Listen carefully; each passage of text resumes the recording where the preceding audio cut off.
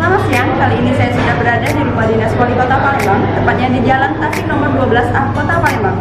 Dalam acara kunjungan kerja, Bupati Lahat beserta jajaran untuk koordinasi kinerja pelayanan air minum Palembang.